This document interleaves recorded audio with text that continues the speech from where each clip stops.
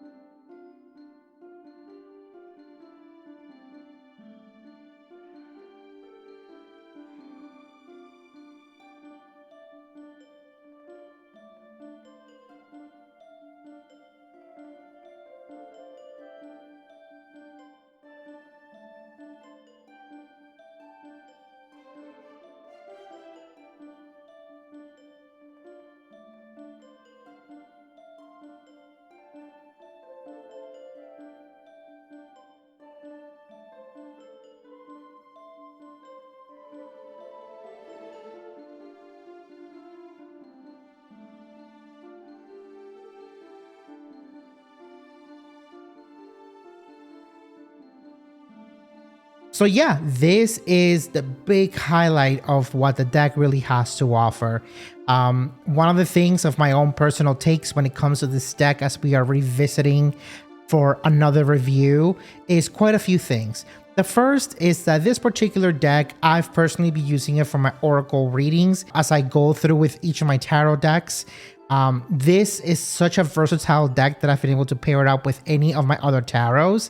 One of the things that I've mostly been using it for is just to identify blockers of where the reading is trying to identify, just to give some more insight on it. And usually being able to pick up this particular deck and just kind of go off from it, and contrasting it to what is already shown to us in the descriptions of the booklet, I usually tend to arrive at a very similar conclusion based on the title, based on the images, to what the creators were trying to give us within this particular deck. One of the things that I also really love about this deck is that throughout the time, this is one that I've been coming back to again and again. This is one that has become quite a staple, where if I just want to have a comfort zone in terms of kind of decks that I just feel really in tune with, the ones that I feel the most comfortable with, this particular Oracle deck is one that I always fall back to whenever I'm feeling a little bit drained or I just want to touch back to my comfort zone. This is one of the decks that I definitely go back to every single time. Another thing that I want to point out is that at the time I really felt a little bit odd, but I did point out about the price point in being able to get this deck. And today, even though the price point is a little bit high, I still do think that it's very, very much worth it. The quality of the deck itself is really nice. The size to be able to handle it, the way that you can shuffle with it, the way on how it just looks, not just on the camera, but even in person. Everything just really seems to align really, really well. It really does add an additional aesthetic into being able to see that in your readings. And it just comes very, very intuitive for an Oracle deck that just looks so gorgeous to go along with it. So that's kind of it. There you have it. This is my revisited version of the Threads of Fate, the Shadow Edition. If this is a deck that you personally enjoy, let me know what were some of the things that really stood out to you personally that really made you want to get this deck. What are some things that you really love about the deck that you were not expecting it just coming out of the box? Or did it even exceed your expectations? At least for me, it definitely did. And that's what really makes such an outstanding Oracle deck overall. So this is all I have for you today. I really hope that you enjoy this content, and I'll see you next time. Bye.